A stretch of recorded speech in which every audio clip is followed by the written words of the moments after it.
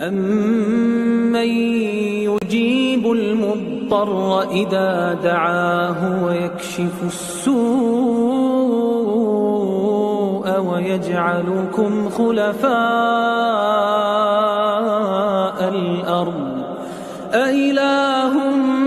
مَّعَ اللَّهِ ۚ قَلِيلًا